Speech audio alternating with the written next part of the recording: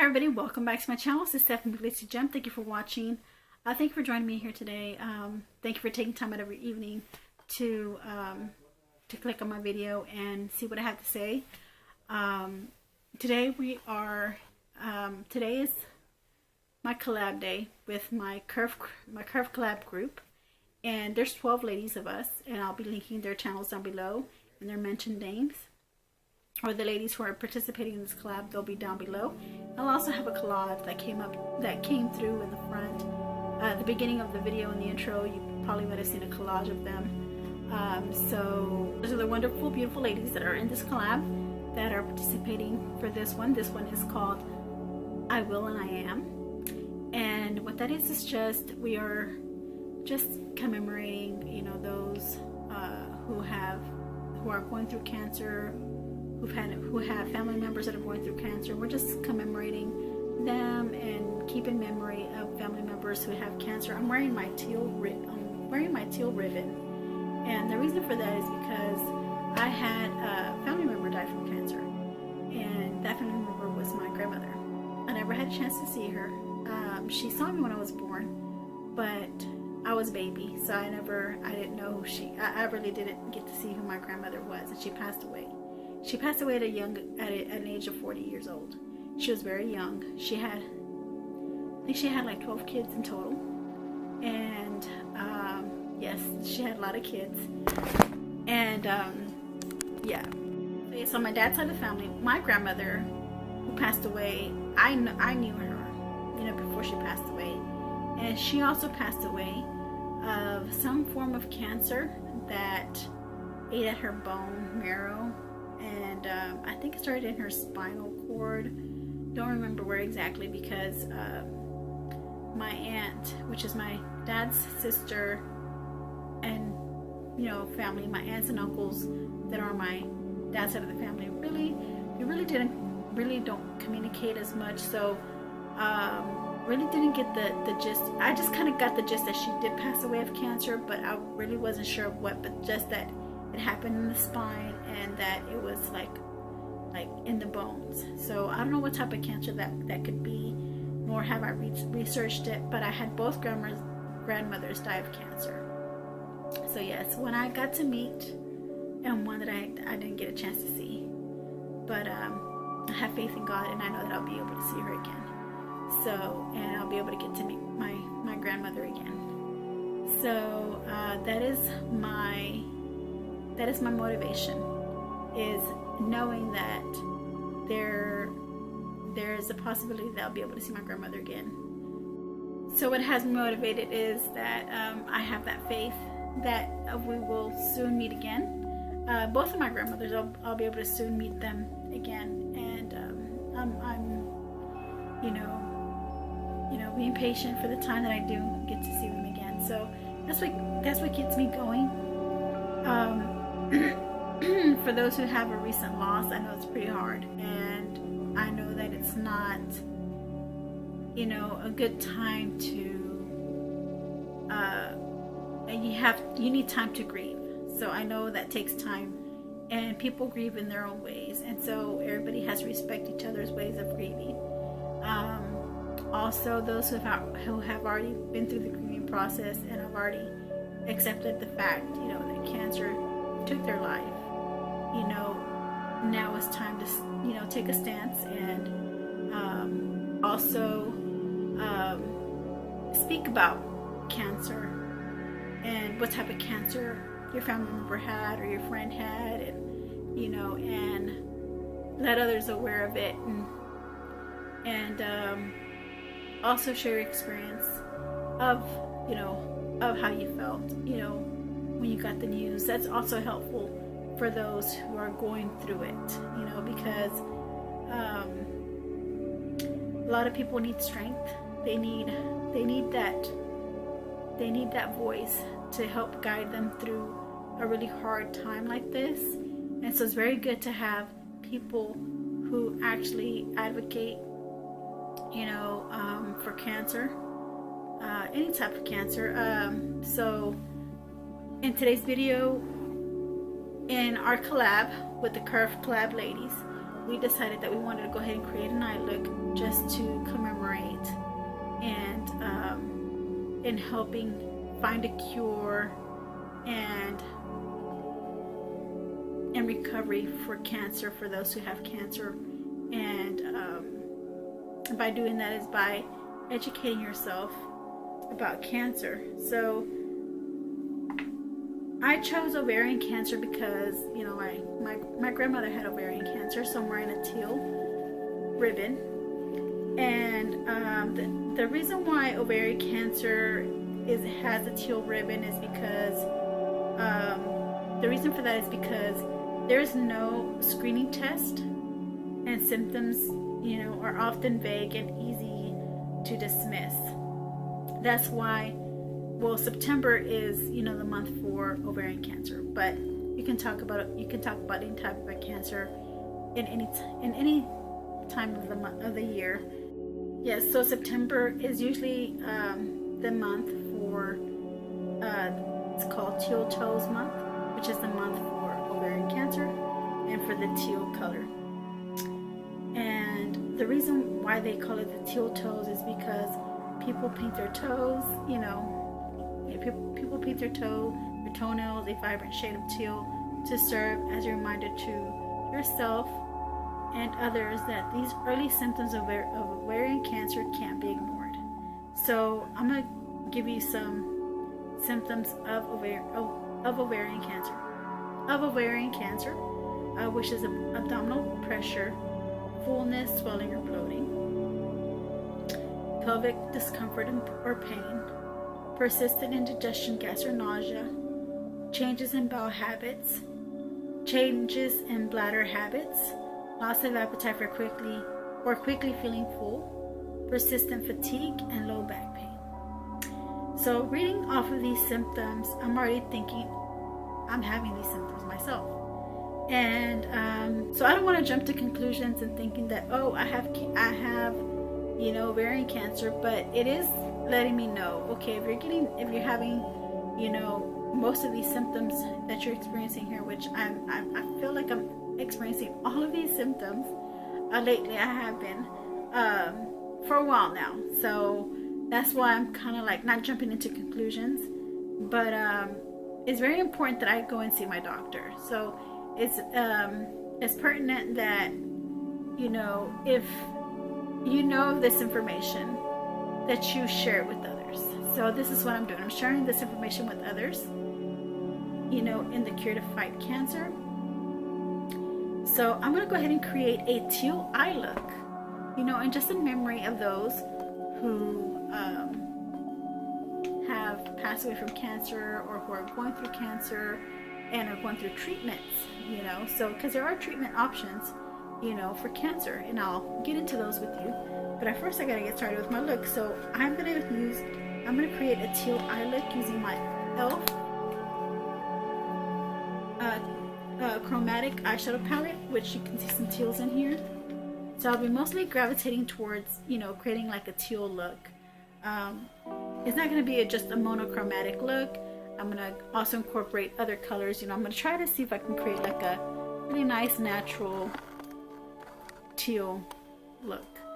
But with that being said, like I was saying, you know, you don't want to jump into conclusions, but if you're having all these symptoms and you know, you're educating yourself on the cancer that you are most concerned about, it's good that you educate others that don't know of this, who don't know any of this information, or who don't really research information on, you know, the type of cancer that you are concerned about. So there are treatment options, you know, for cancer, for ovarian cancer, and their local treatments. There's two of them. One is surgery for ovarian cancer, or radiation therapy for ovarian cancer. They also have systemic treatments. Drugs used to treat ovarian cancer are considered systemic therapies because they can reach cancer cells almost anywhere in the body. They can be given by mouth or put directly into the bloodstream. So that's a good way of another way of fighting cancer, through their treatment options. So the good thing about it is that there are treatment options for cancer, and that's a good positive thing. That's a positive thing, a good positive thing, that there is options to treat it. Also, depending on the type of ovarian cancer, different types of drug treatments must be used, including chemotherapy for ovarian cancer, hormone therapy for ovarian cancer, targeted drug therapy for ovarian cancer. So you have to consider those options as well. Those that should be included as well.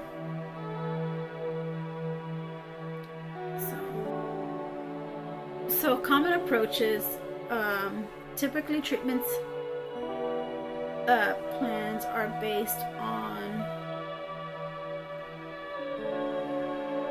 the type of ovarian cancer, the stage it's in, and any special situations. So most women with ovarian cancer will have some type of surgery to remove the tumor, depending on the type of ovarian cancer and how advanced it is.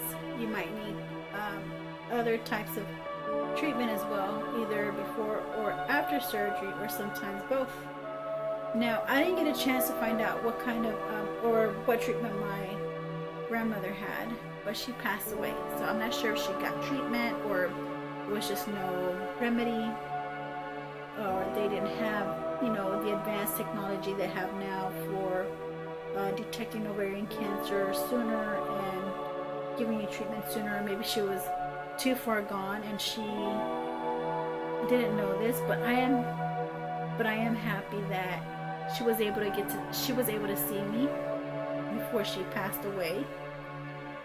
I'm a mom's firstborn, so I wasn't my grandmother's firstborn granddaughter, but I was my mom's firstborn, and she got to see me. And to me, that's special. That's special and something that will stay with me till the day I die.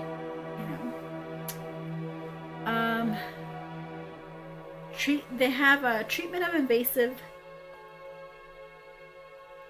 epithelial ovarian cancers by stage, treatment for epithelial tumors of low malignant potential, treatment for germ cell tumors of the ovary, treatments for stromal tumors of the ovary by stage.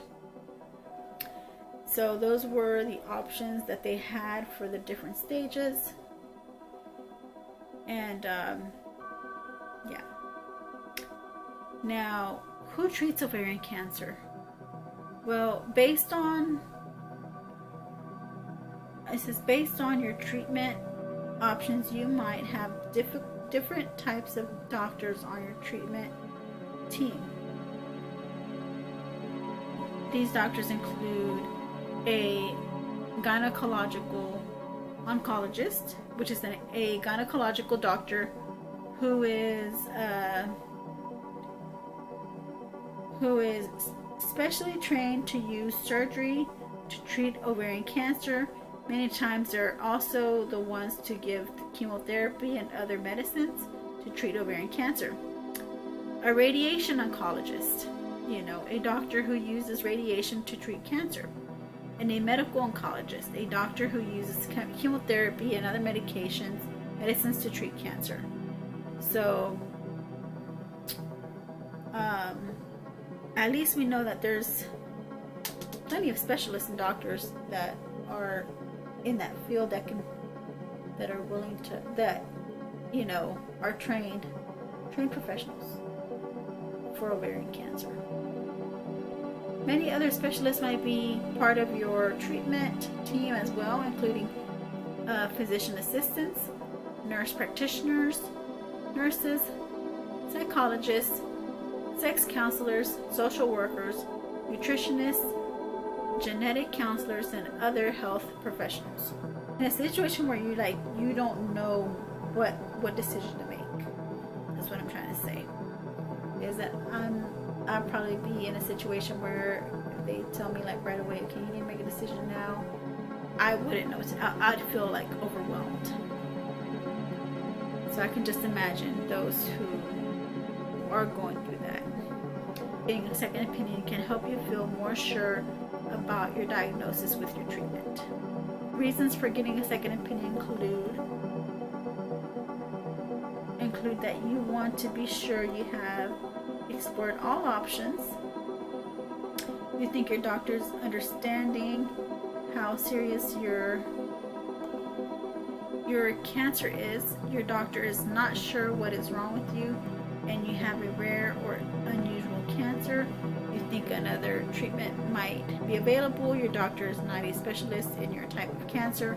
Your doctor tells you there is a uncertainty about the type of stage of cancer you have. Your doctor gives you a few different treatment options.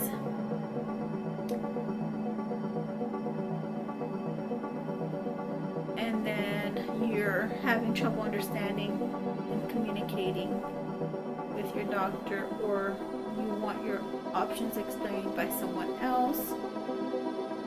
You just want peace of mind that you have the correct diagnosis and that you are making the right treatment choice. Your insurance company asks you to get another opinion before you start treatment. So those are some of the reasons why you would seek second opinion. Right away. That should be like a little red flag, or like a little notification in your brain to say, okay, I want a second opinion because of all the reasons I have read to you guys. Even if the doctor carefully explains things, you may not hear or remember all that is said. Here are some ways to help you remember everything your doctor tells you. Take a family member or friend with you. That's always a good thing, because I know I've noticed that whenever I take my sister to my doctor's appointments, or who have come to doctor's appointments with me, they're there as a second set of ears. And then also take notes on what your doctor says. Ask if there are pamphlets or booklets about the information the doctor is telling you. Ask if you can record your talks. So that's a good thing too, asking about recording your talks, because I think I would probably prefer that method better, because you're getting a clear, crisp, verbal saying of what has been said back and forth, and you get you'll get a big picture and thorough knowledge of like the big picture of what was said. Because at the moment you're probably you're not in the right, your mind is like set, thinking about, just thinking about that you are in this situation with cancer, and sometimes your mind might not register a lot of the things that the doctor tells you, or you might forget along the way, and that's normal, because everybody it's normal to get brain fog whenever you're in a tizzy, because that you've discovered you have cancer, and a lot of people always always find it kind of hard to even listen to anything else after they hear cancer, and that you have it. It's kind of hard to kind of even grasp what everybody else is telling you. So how to talk to your doctor about getting a second opinion, because sometimes doctors, well, I don't know, in my experience, I think some doctors, for the most part, might be a little, some doctors might be a little prideful, and you know, they don't want to admit, you know, a second opinion would be a good idea. They want to say that their answer is the most and absolute answer that you should go with, because they want to feel like they know how to treat you. They know that they're a good candidate to treat you. In their mind, that's what they feel. But if you feel like you need a second opinion, this is a certain way in how to talk on getting a second opinion. Let me read a little bit about what it means about getting a second opinion. It means some people find it hard to tell their doctor that they'd like a second opinion. Remember, it is common for patients to get a second opinion, and doctors are comfortable with the request. If you are unsure of how to begin, here are a few ways to start the conversation. So one of them is asking, I'm thinking of getting a second opinion. Can you recommend somebody? So that's one way of asking. The second question is, before we start treatment, I'd like to get a second opinion. Will you help me with that? And I don't know. I just feel like some doctors might feel a little prideful and might tell you, no, you need to do this right away now, because we don't know how serious your condition is. And you know, it's kind of hard to even ask for a second opinion. We're kind of feel like we're stepping on eggshells, you know, walking on eggshells. I'm sorry, not stepping on eggshells, but walking on eggshells when you're asking. Another one is, if you had my type of cancer, who would you see for a second opinion? You see, and so that also opens another second line of communication. And then, you know, some doctors might think, you know, when you ask them, if you had my type of cancer, who would you see for a second opinion? And the doctor's looking at you like where you're looking at them now, right? So it's kind of hard to ask that, you know, to their face, but it's something you got to do. I mean, this is something serious that, you know, this is your life, you know, you have you know, going on. And yeah, I would recommend that you know, if you feel like you said, like I had mentioned earlier, of any of the reasons why you should ask for a second opinion, those are any of the reasons why you should go feel with your gut and get a second opinion. Because once they start those treatments, you know, you're going to be putting your body through a lot, and then who knows what can happen from that. What is the outcome of that? Another question you can ask them is, I think that I'd like to talk with another doctor to be sure I have all my bases covered. So that's some of the questions. That's how you can approach a second opinion. So yeah, I think that's where I'm gonna stop, because I feel like my video is going a little longer than I should. But I hope that some of this information was informative for you guys. If you want more information, or if you want to read more about where I'm getting this information from, I'll go ahead and link them down below. I got this off the website American Cancer Society, not Association, Society. And you can get more information on cancer, you know, and read more on, you know, that topic. So I'll go ahead and link their website down below in my description bar, so you can go on and read up on that. So I'm gonna go ahead and finish here with my eye look, with my eyeshadow, but I will continue on with my eye look. So, and you know, putting on my complexion products, and we'll have the finishing look right after this. Okay, right after these commercials. I'm just kidding, there's no commercials here. 1 second. Alright, so here's my finishing look for my teal look on ovarian cancer.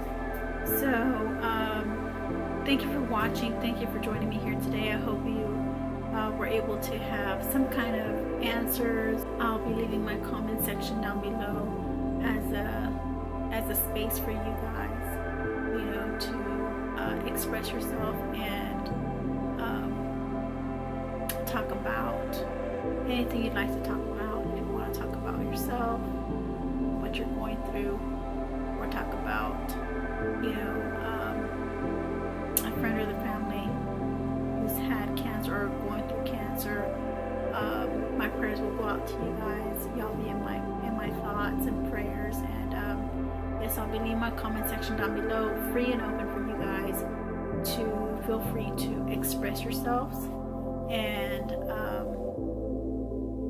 you know, give more information about cancers. It doesn't have to necessarily be about ovarian cancer. It could be about something else, about another cancer. If you want to share that with me in my video here, that's good. That's, you know, I want to share that with me here in my, if you want to share that with me, you know, I'm fine with that. I'm good, you know, with you sharing that information with you. And I'll try to, I mean, I'll understand and listen to what you have to say. And I'm not going to lie to you and say that I'll have answers for you, but I can try to do the best that I can to understand your situation and, you know, and just understand, you know, how you're feeling. It also encourages others to speak up on the topic of cancer, because I know there's, you know, there's not a lot of people who speak up about it or talk about the subject, because it is very, very